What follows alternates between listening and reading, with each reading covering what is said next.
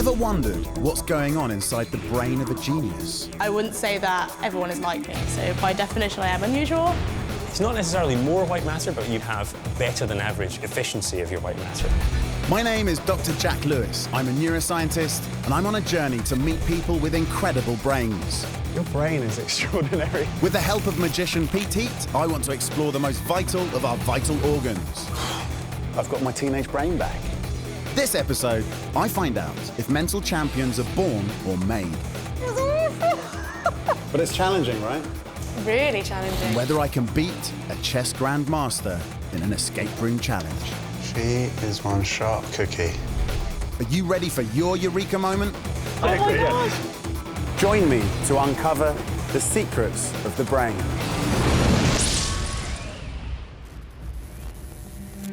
Now, I might be a neuroscientist, but I'm certainly no genius, as I'm sure any of my friends and family would happily testify. But what really does make a genius? So within neuroscience, one would define genius as anybody who is an extreme outlier in a positive ability of any kind. So how do our brains actually do it? Is genius predetermined in the very wiring of our brains from birth, or is there still hope for me yet? Or is the whole concept of genius just one big illusion?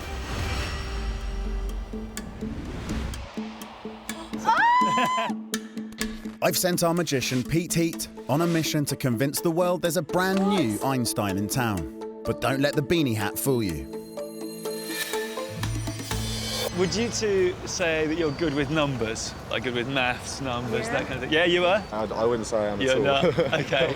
People think that you're really clever if you're good with numbers, don't they? Well, I'm going to be writing some stuff down as well, so hopefully you'll be able to follow along. I want you to think of a number, okay, in your head for me. A two-digit number. Yeah. Yeah, you got one in your head Do already? it, yeah. Okay. Obviously, don't tell me. Okay. If you just think of the first digit, so just say the first digit to yourself in your head. Got it. Okay. And then think of the second digit, and imagine what it would look like to write that digit, the second one. Okay. Right. Okay.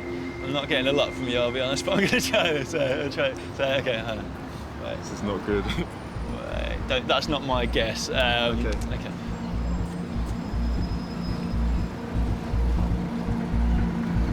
Think of that first digit again. Okay.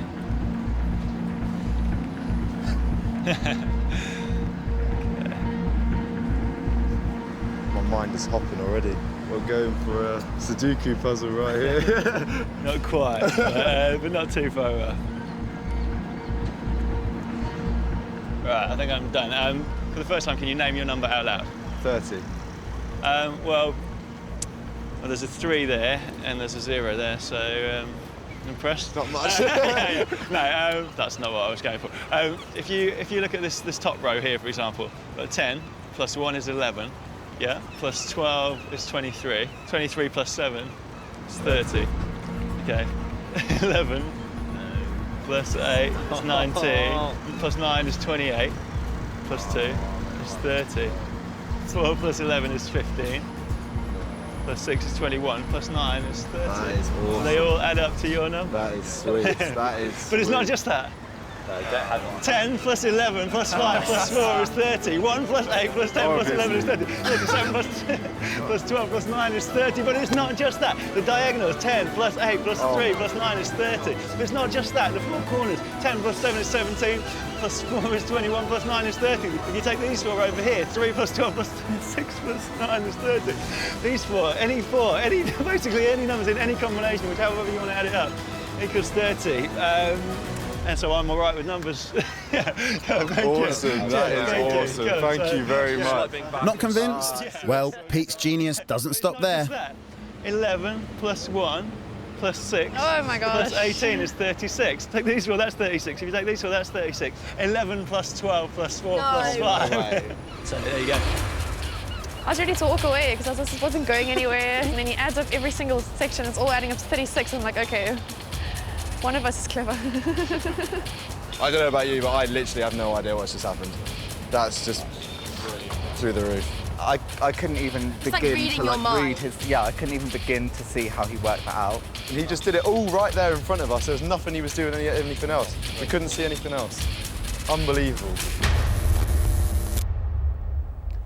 OK, so Pete may be more of a magical genius than he is a mathematical guru. But what about people who really are magic with numbers? If I want to find out what it's really like to be a genius, there's only one thing to do. Meet one. Mensa is an organisation for people with a very high IQ. And one of the youngest and most extraordinary members they've ever tested was Sabrina Shavans. Her IQ was first tested at the age of 4. I'm about to join her for a very unusual experiment.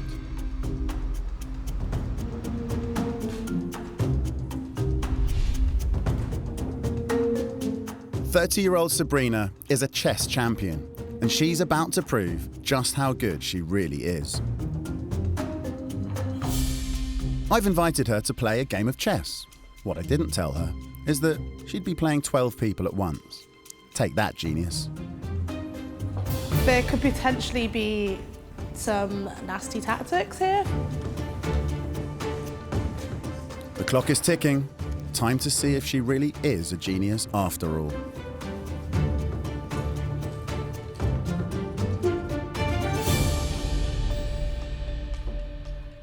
Well, I don't last long.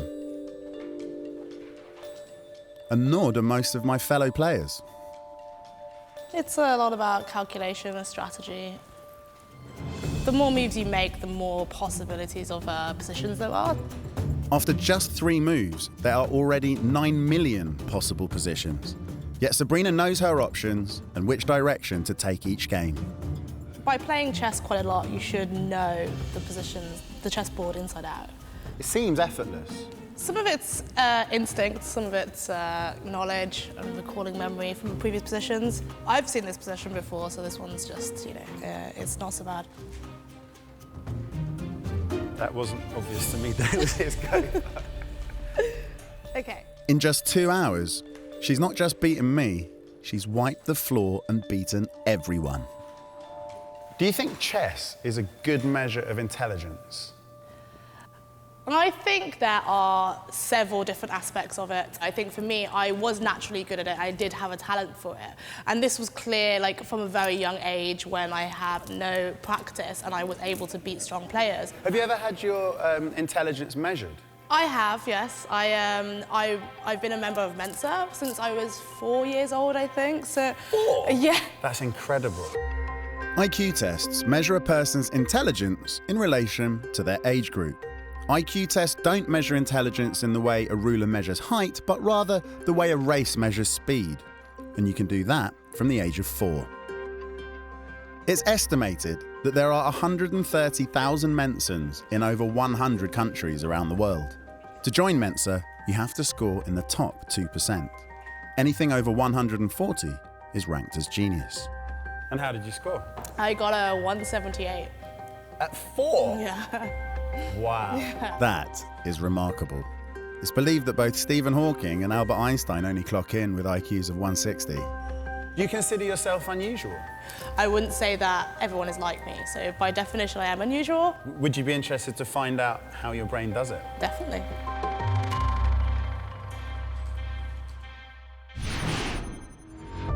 Coming up, Sabrina meets a leading specialist in intelligence to find out more about her remarkable brain.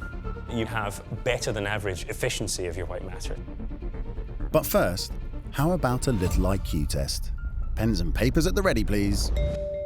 A test of verbal reasoning. Glove is to hand, as sock is to... That's right, foot. An easy start. Next, spatial reasoning. What's the next shape in the sequence? A little bit harder. After the triangle, rectangle and pentagon, it's hexagon that comes next. Now, you could have solved that through 2 routes, background knowledge of geometry or thinking through the puzzle from scratch. 3 sides, 4 sides, 5 sides, 6. Next, numerical reasoning. What comes next in the series? 35, 32, 33, 30, 31, and...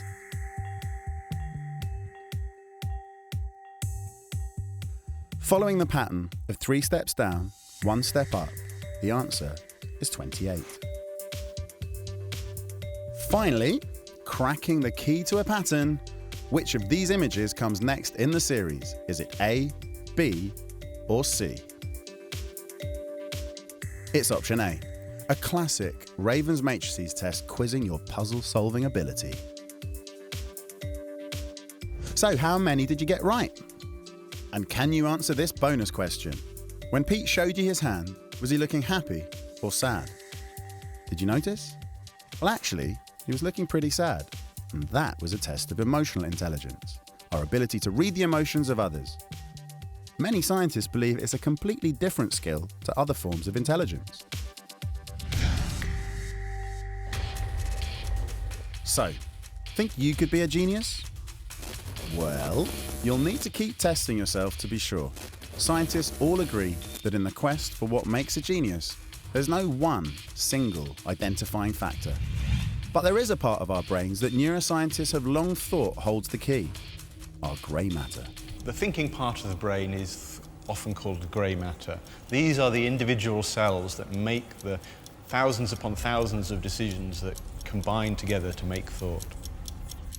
But our grey matter only makes up 40% of our brain. The other 60% is called white matter.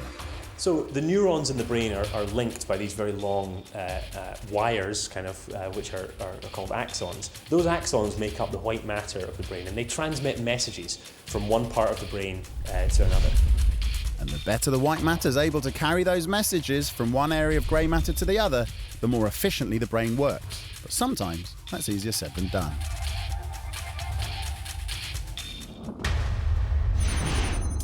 I'm going to set our volunteers a test of their mental agility.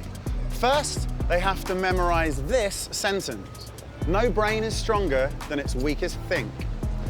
Then, I'm going to ask them a series of quick-fire questions about these words. With only 45 seconds to answer them all, only the smartest will be able to beat the clock. Why don't you see how you get along too? Memorize this.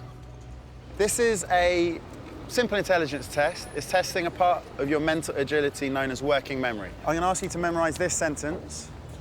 Get that in your noggin. Yeah, got it? Yep. Is it in there, lodged away safely? Is it locked in? Yeah. 45 seconds, starting now. Spell the last word backwards.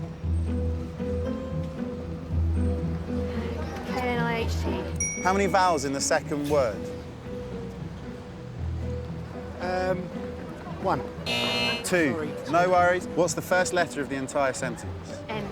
Correct. What's the second to last word? Well, weakest. Correct. How many words in the phrase overall? 7.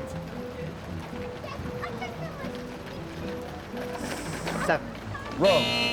What are the two middle words?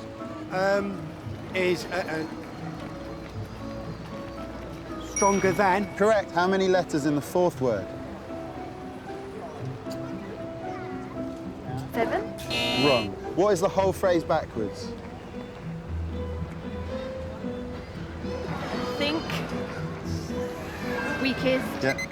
Oh, time up. Oh, you got a quarter of the way through it. The rest of it was, it's than stronger is brain, no? Oh, obviously. Obviously. You know what, 6 1/4 is not bad. Not bad at all. Now that was a fiendish test of a key part of our intelligence called working memory. It's your brain's ability to juggle pieces of information in your mind's eye. So working memory tends to exist in the outer cortex of the brain, and we have easy access to it. And then all the other things that you've experienced in life get stored deeper, for instance in the limbic system and perhaps even in the brainstem. Having a good working memory, so being able to access the information that you need day to day to live your life or carry out your job, could equate to the equivalent of having a higher level of intelligence. But here's the big question. Are there any similarities between the people who aced the test? So this is just a little bit of fun. This is all about correlational studies between various different character traits and a person's intelligence. So, I'm not going to tell you which way round it is. I just want you to look at these things and, if pushed, let me know which of the two options are the ones that fit you the most. Night owl. Messy. Sweary. I'm tidy. Okay. Australian, so I'm more sweary than most. Couch potato. Left-handed. Yeah. Correlational analyses have compared people's IQ to these various different factors. Now we've got these words lined up, so in one column, those words tend to be, on average, across large numbers of people associated with high IQ, and the other column, slightly lower IQ. I've heard that people who swear a lot tend to be more intelligent. People with a high IQ tend to be, on average, more aligned to the descriptions on the left and the right. Do you think that's a fair reflection on how intelligent you are? Am I 3 out of 5 intelligent? 4 out of the 5 predictors, you fit the profile perfectly. Right, yeah. Wise man. And you too, man. definitely. Pleasure. Oh, thank you. Coming up, I want to challenge my own IQ. Can I beat a certified genius in an escape room face-off? One thing's for sure, if I want to beat Sabrina, I'm going to need to get in training. But first, I've sent her to meet an expert in cognitive aging, Dr. Stuart Ritchie. This is a man who just loves his white matter. So if the brain is a city, then with lots of important buildings, and those important buildings are the kind of grey matter areas that we know that do lots of mental processing. The white matter is the roads that link up all those buildings. And it turns out that if you have a more efficient road system, then your brain tends to work faster and more efficiently, and you tend to be better at these intelligence tests. Now, this is not going to be a standard intelligence test, rather a means of understanding the nature of Sabrina's genius. Stuart's 3 tests will be looking specifically at working memory and 2 forms of intelligence, crystalline and fluid. Crystalline intelligence is the ability to draw on concepts and knowledge that you've built up over a lifetime.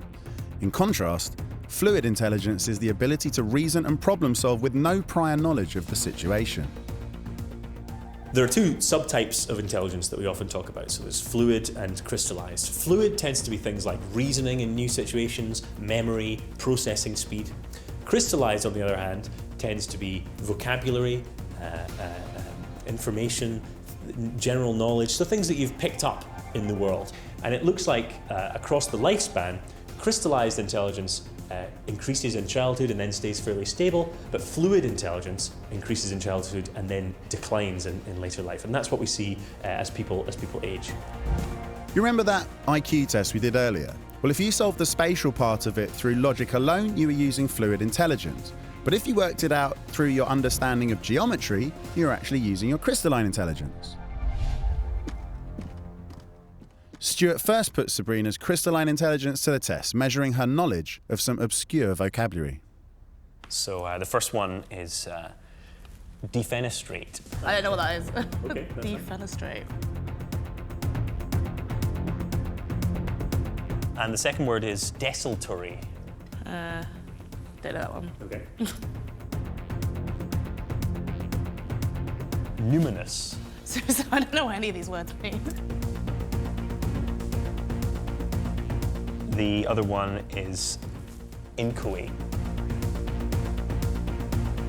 So, Sabrina's high IQ doesn't automatically give her a huge vocabulary. That's something that's obviously learned over time. Education is a huge part of the puzzle. But what is it about chess that allows Sabrina's true genius to shine through? So I think chess is really interesting because it involves lots of different aspects of intelligence. So you have your fluid aspects because you're thinking ahead, you're reasoning, you're trying to work out what your opponent is going to do next.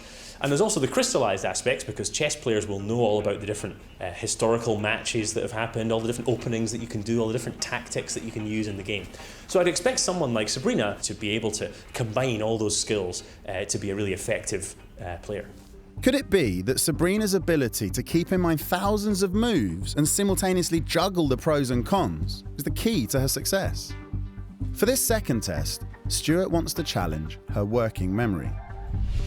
Here, Sabrina has to remember a jumbled list of letters and numbers and then unscramble them and read them back in sequential order. So here's the first one. L2X. So 2LX. That's right. 6A1L78B. 1678. A, B, L. And then here's the most difficult one. 5D, 2M, 3A, 7X, 4Y. It's gonna be, I know there's an A, D, M, X, and there's something in between. That's what I've forgotten. So that's you know, one of the very hard high-end ones. Yeah. If you can get them, then you're doing pretty well. Finally, Dr. Ritchie assesses Sabrina's fluid intelligence. It's a really tricky test of her ability to problem solve on the spot. Sabrina has to deduce which is the final piece of the puzzle and explain why.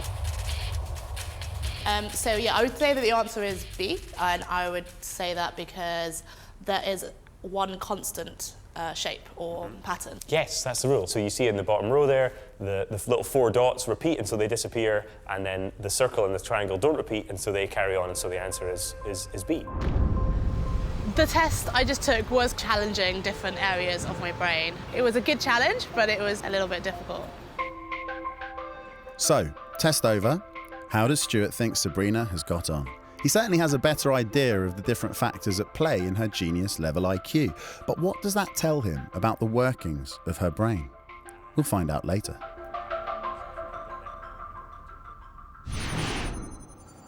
In the meantime, I've set myself a little challenge. Is it possible to take a randomly selected group of people and boost their brain power in just 1 hour? Now, I'm not looking to make geniuses of them, but will I be able to get their grey and white matter working together that little bit harder? I'm going to ask them to have a go at this sliding tile puzzle and time how long it takes them. But what I'm really interested in is how different substances and activities can boost their brain power. Martha, how you doing? Hello, good, thank you. Excellent. A little puzzle for you. It's very simple. It involves you moving the coloured tiles in front of you so that this one matches this one. How are you feeling? Confident? Yeah, could say that, maybe. Not really. You've got a maximum 5 minutes. Get set. Go. This puzzle tests players' ability to spot patterns, strategize, and plan several moves ahead. It will put their brain cortices 1 minute 48. And their fluid intelligence to work. I'm stuck. Much like chess does for Sabrina. Hey! That's all right. Stop. 5 minutes. Oh. Time's up. Not to worry, you get a second chance later, and the second time you will have some assistance. So now we're going to find out if our volunteers can do a little bit better when given a stimulant.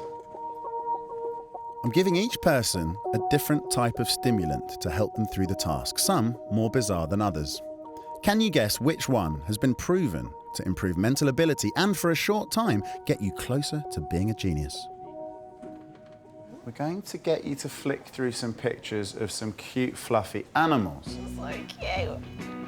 Oh, he's a dinosaur. I'm going to ask you to chew a piece of gum. Okay. I'm going to ask you to first drink a cup of coffee. You may notice some fragrance in the air. Do you know what that smell is? Rosemary. Rosemary. So, it's rosemary oil versus caffeine, chewing gum, and pictures of cute animals. Which do you think is the proven brain booster?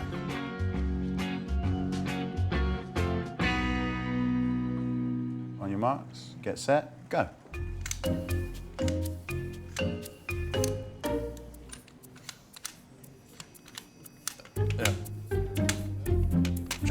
Second round finished, and which stimulant do you think did best? Time for the results. 2 minutes and 48. 1 minute 45. 2 minutes and 15. 3 minutes and 4.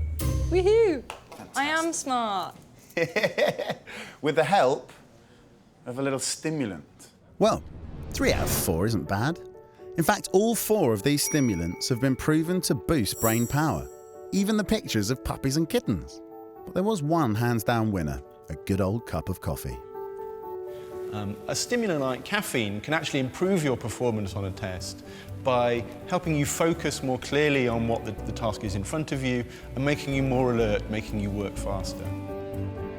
So, stimulants get the neurons that comprise our grey and white matter firing quicker, helping us to focus the parts of the brain involved in solving the task. So, proof that even the strangest tweaks to our brain state can make us smarter. There's hope I'll catch up with Sabrina yet.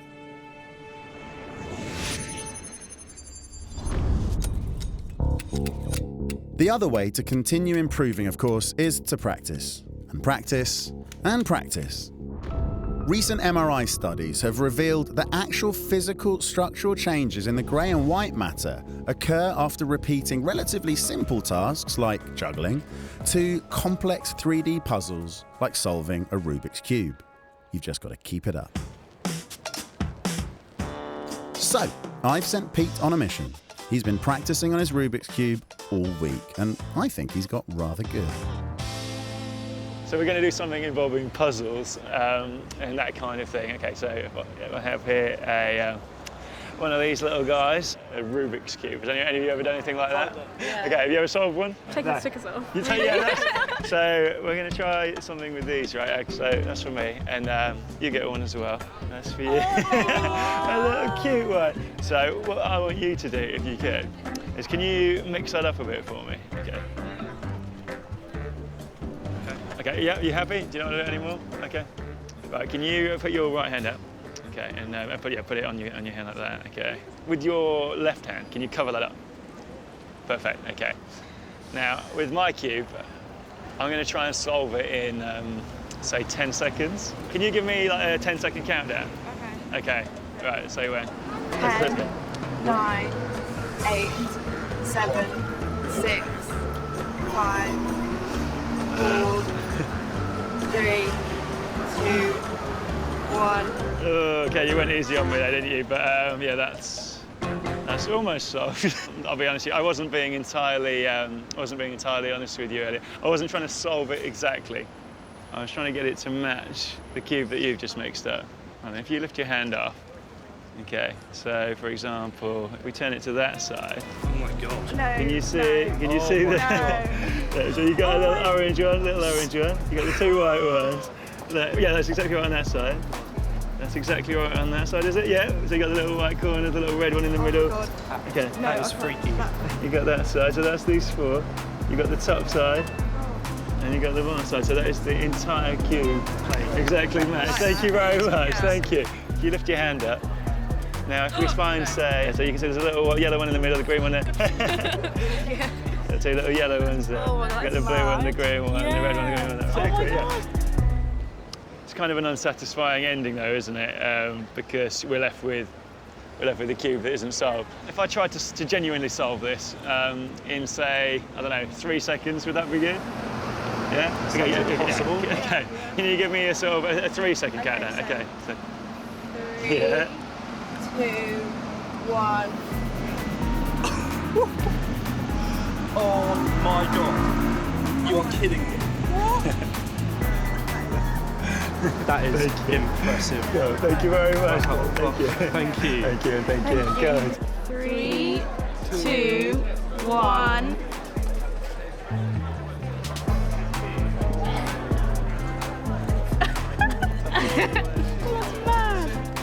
Oh my God! Hey, well done. So creepy. How did you do that? It just like, and he like flipped it, and suddenly it was just that all together. The fact that he done it in 3 seconds just seemed impossible. Yeah. The fact that he did it in front of us as well. That was mind blowing. I'm so confused. It was great. Okay, now Pete may have had a little help, but buying a Rubik's Cube could be a really great way to train up your white matter. Any activity which involves learning something new or consolidating a learned skill could result in actual structural changes in your brain. But for me, it's time to up the ante. I've decided to live, eat and breathe a life attuned to optimal intelligence. If I'm going to be a worthy contender to take on Sabrina for the Escape Room Challenge, I'll need more than a cup of coffee and a few pictures of puppies to help me along. Certain foods and drinks can increase blood flow to the brain, improve concentration, and in the long term, boost all sorts of cognitive functions. Beethoven famously started every day with a cup of coffee, brewed with exactly 60 beans. And Darwin was known to eat the flesh of all sorts of exotic animals like bisons and owls. Brain-boosting foods don't even have to be expensive or exotic. Take, for example, the humble carrot. High in carotenoids, they're linked to better memory, recognition and verbal skills. And blackberries, beetroot, kale and cauliflower all contain vitamins and minerals that help the brain in all sorts of different ways. Even dark chocolate can improve memory and reasoning. Regular exercise can also boost that all-important blood flow to the brain. So, while you're pumping iron, you're also building up brain power.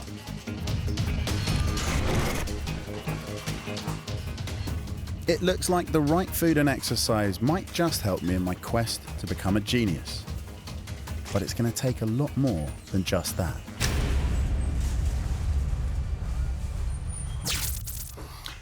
So I'm a week into the process. My diet has been completely revolutionized. I'm now eating entirely this kind of stuff, which is all for various reasons good for cognitive functions. My exercise regime has been boosted significantly. I'm now taking 90 minutes every other day, minimum, and I'm feeling great. The reason is I'm getting a lot more oxygenated blood delivered to my brain every moment of every day. Now, exercising my triceps and my quads, that's not quite enough. From now on, I've got to start exercising my grey matter. But I haven't got long before my showdown with Sabrina, so I'm looking for something that will really get my brain circuits sizzling. There's a really interesting batch of evidence that indicates a certain brain training game can boost working memory. And that would increase my IQ, potentially making me more intelligent. Most importantly of all, there's some evidence to suggest that it can improve the strength of white matter pathways. So let's give it a go. So brain training is when you are purposely giving the brain very rigorous exercises in order to make that functioning better, faster. The idea behind brain training is that by practicing tasks that use working memory or the executive function, you can improve your ability to do that. That's the theory. The jury is still out on whether it actually works. The game I'm taking on is based on a fiendish rotating 3D grid. Every 3 seconds, one of the spaces within the grid lights up and a voice reads out a random number. 6, 3. My job is to remember which spaces light up and which numbers were spoken to see if it matches 2 rounds back. 4. Oh my God, this is so difficult. 1. If the visual space matches, I have to press one button, and if the spoken number matches, I have to press another. 1. Working memory overload. 3. 8. Now, if I'm perfectly honest, that was really difficult, especially to begin with. But as with all things, after a while, you get the hang of it, and the pain is replaced with a little bit more success and feelings of enjoyment. But if you think about it, it makes perfect sense, because most things in life that are good for you are not always pleasant all the way through. So let's find out how members of the general public get on. Do you consider yourself a gamer? Not at all. Really? No. I like playing games on computers specifically. Good. MOBAs, first-person shooters, anything really. Well, this is a game that's pretty tricky. So if you ready your fingers over the buttons, I will hit play. So, if you're ready, let's do it. 8. 7. 8. 4. 4. 5. 5. How did that feel?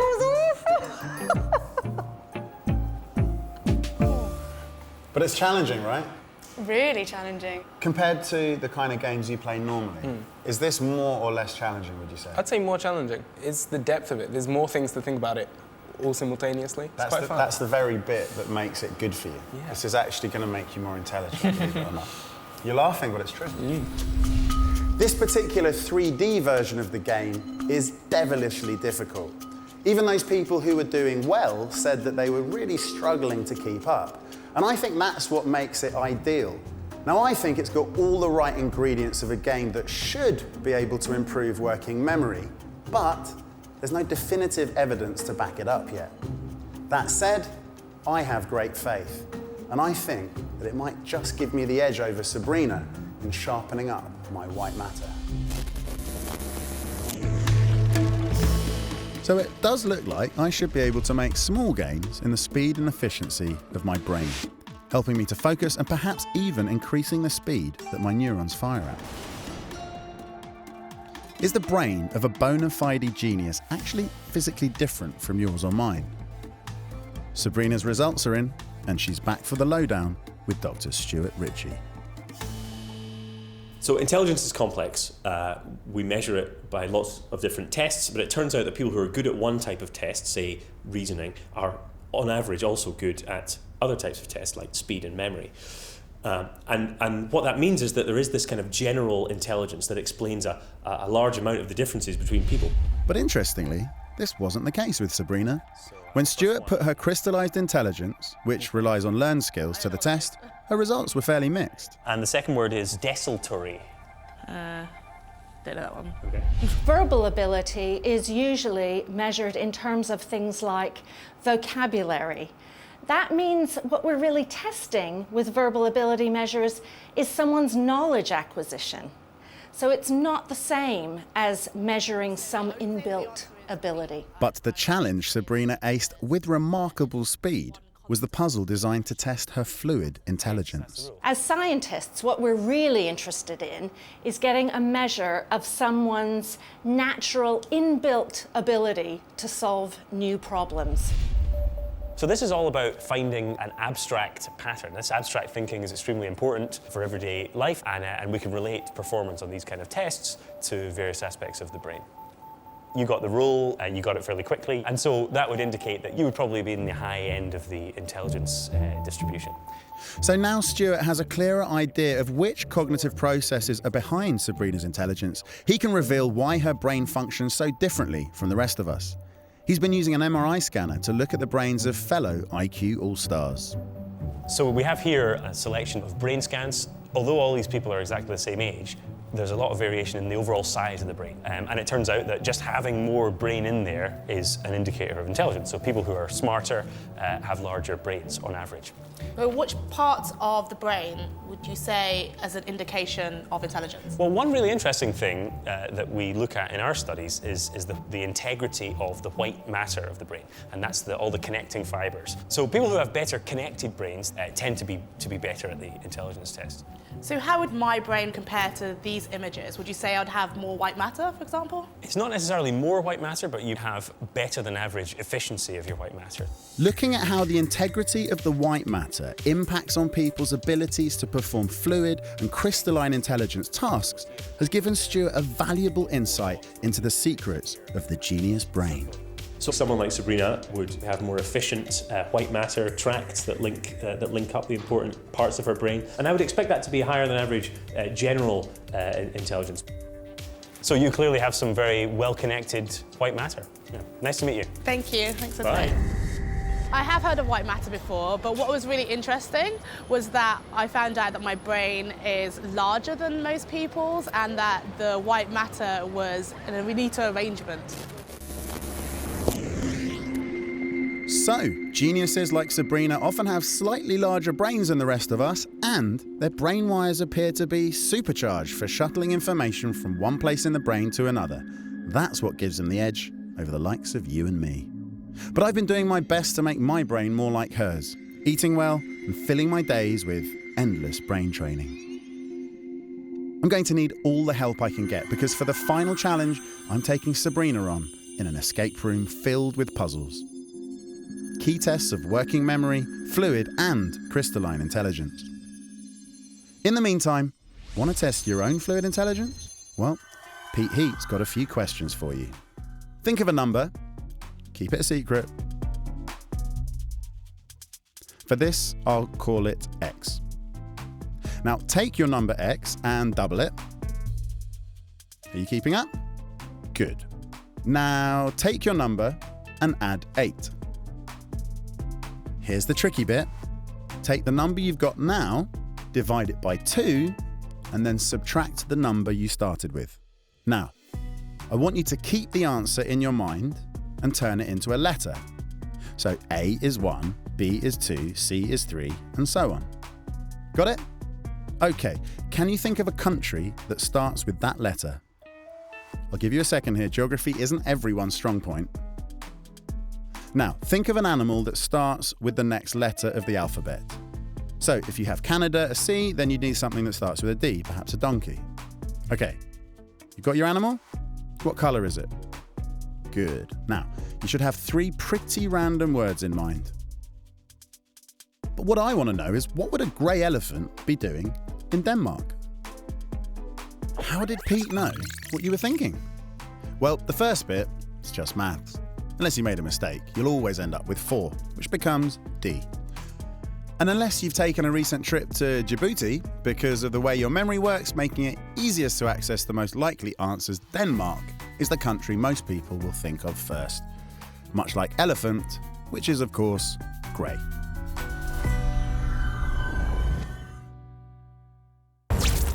For the past few weeks, I've been trying to make myself smarter. Whilst we've discovered that Sabrina's brain works differently to most people, I've been hard at work doing everything I can to improve mine. But has any of it paid off? Now is the time to find out. It's time for me to challenge our chess master Sabrina to a problem-solving showdown. This is an escape room. Each of us must complete 3 puzzles to unlock the door and escape. It's neuroscientist versus chess master. May the best brain win.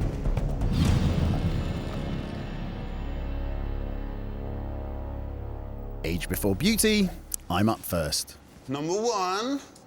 Right, looks like Chinese horoscopes to me. The first puzzle involves a coded list of instructions that helps you identify 3 animals from the Chinese zodiac.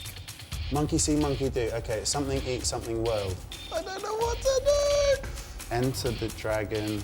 So dragon's eliminated. I haven't really gone through this in a very clever order. Rat. These challenge my crystalline intelligence, the mental skills and knowledge I've built up over my lifetime. Okay, cockerel, get in. And also fluid intelligence, using logical reasoning to crack the final code. 10. What? That doesn't work. Dragons lay eggs, but is that real or not? Don't understand. Ah, this is so annoying. Right. As you may be able to tell, I'm finding it quite taxing. I'm really confused now. Chicken, monkey, monkey? Chicken, chicken, monkey? Am I right or wrong? Oh. Yes, that's the first part complete. Gosh, it's like pulling teeth. For this second task, there are no instructions. Is it tilt? It's a devilishly difficult test of fluid intelligence. I'm missing something. Trying to solve a puzzle where I have no prior knowledge. Could the brain training have helped me here? Oh no.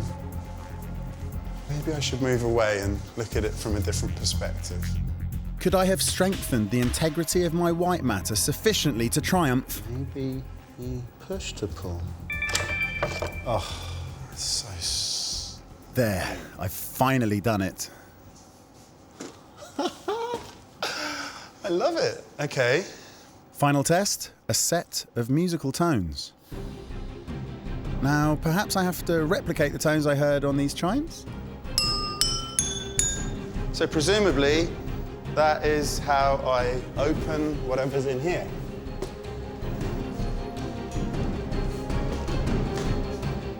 Or maybe not. Okay.